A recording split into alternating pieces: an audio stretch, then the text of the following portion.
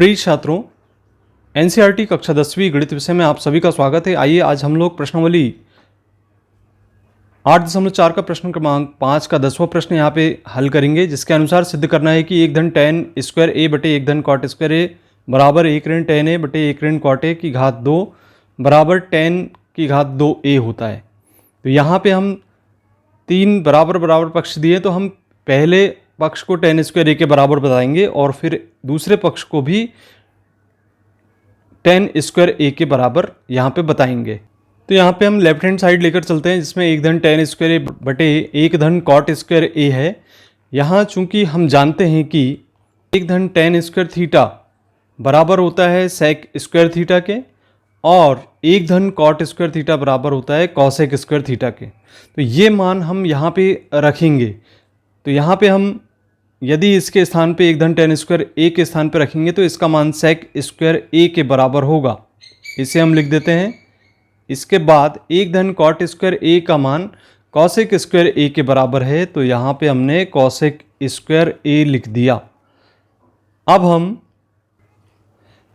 जानते हैं कि cosec थीटा बराबर 1 बटे साइन थीटा होता है और sec थीटा बराबर 1 बटे cos थीटा। तो यहाँ पे sec ए के स्थान पे हम 1 बटे cos लिखेंगे।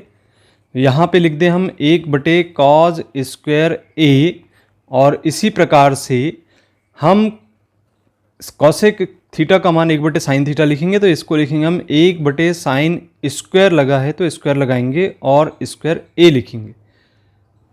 अब देखिए, जो बटे में है उनका पक्षांतर करते हैं नीचे की ओर। तो इसे हम ऐसा लिख सकते हैं 1 बटे cos स्क्वायर ए, और साइन स्क्वायर ए का ऊपर पक्षांतर हो जाएगा, तो इसे लिखेंगे हम गुणित साइन स्क्वायर ए बटे 1।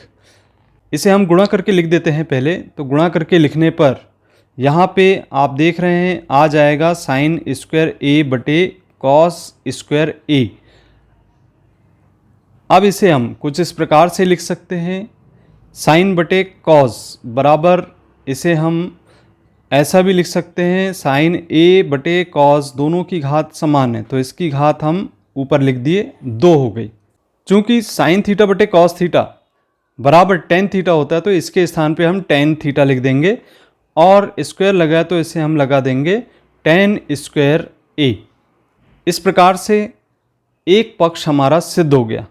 अब हम बात करेंगे दूसरे पक्ष की। अब हम दूसरा पक्ष इसमें सिद्ध करते हैं, जहाँ पर 1 ऋण tan ए बटे 1 ऋण cot ए की घात 2 हमें ज्ञात है। अब हम यहाँ पे tan और cot के मान रखेंगे, चूंकि हम जानते हैं tan थीटा बराबर साइन थीटा बटे cos थीटा होता है। इसी प्रकार से cot थीटा बराबर cos थीटा बटे साइन थीटा होता है। तो यहाँ पे tan ए और cot ए के मान रखने पर इसे हम ऐसा लिख सकते हैं, 1 ऋण tan ए का मान रखने पर tan ए का मान हम साइन ए बटे cos ए लिखेंगे, और इसी प्रकार से यहाँ पे cot ए का मान रखने पर 1 ऋण cos ए बटे साइन ए लिखेंगे। अब चूंकि यहाँ पे हमें एलसीएम निकाल के इसे सरल करना होगा, तो इसे हम सरल कर लेते हैं। तो इसका एलसीएम यहाँ पर आएगा cos ए, और 1 का cos ए बार भाग जाएगा, cos ए का 1 में गुणा करके हम cos ए लिखेंगे। इसी प्रकार से यहाँ पे cos का cos में भाग जाएगा एक बार, 1 का साइन ए में गुणा होगा तो यहाँ पे लिखा जाएगा साइन ए। अब हम नीचे की ओर भी इसी प्रकार से हल करेंगे, और इसका जो लघुत्तम आएगा वह होगा साइन ए। यहाँ पे आप देख रहे हैं बटे में साइन ए है, का भाग साइन ए में देंगे, साइन ए बार जाएगा, 1 में गुणा करेंगे तो साइन ए होगा, और इसी प्रकार से साइन का साइन में भाग देने पर 1 बार जाएगा, 1 का cos ए में गुणा करके लिखेंगे तो यहाँ पर आएगा cos ए। अब देखिए, यहाँ पे cos ए ऋण साइन ए को ऐसा लिख दिए और इसके बटे में cos ए, और नीचे वाले को हम इसको अंश में हर और हर को अंश में बदल के ऊपर नीचे हम गुणा कर देते हैं। जब भी भाग में इस प्रकार की परिमेय संख्या या भिन्न के रूप में आते हैं तो हम पलटकर गुणा करते हैं, ये आपको पता है। अब हम देख रहे हैं यहाँ पे साइन ए ऋण cos ए और यहाँ cos ए ऋण साइन ए। तो यदि इसको साइन ए ऋण cos ए बनाएं तो हमें ऋण का चिन्ह लेना होगा। तो ऋण का चिन्ह हम ले लेते हैं यहाँ पर। तो जैसे ही ऋण का चिन्ह यहाँ से उभयनिष्ठ लेते हैं तो यहाँ पे हो जाएगा साइन ए धनात्मक और cos ए ऋणात्मक। तो यहाँ पे इसको कोष्टक बना के हम लिख देते हैं, और बटे में आएगा cos ए, और इनटू यहाँ पे लिखेंगे हम साइन ए बटे साइन ए ऋण कॉज ए और इसकी घात यहाँ पे 2 हो जाएगी। अब यदि हम इनका आपस में देख रहे हैं हम कि साइन ए ऋण कॉज ए बराबर बराबर हैं, तो इनको कैंसिल किया जा सकता है और कैंसिल करने पर जो हमें प्राप्त होगा कुछ इस तरीके से हम इसे लिख सकते हैं। यहाँ पे हम लिखेंगे साइन ए और ऋण का चिन्ह भी दिखाई दे रहा आपको, तो साइन ए बटे होगा यहाँ पे कॉज ए। तो इस तरीके से यहाँ पे ये हमें प्राप्त हो गया।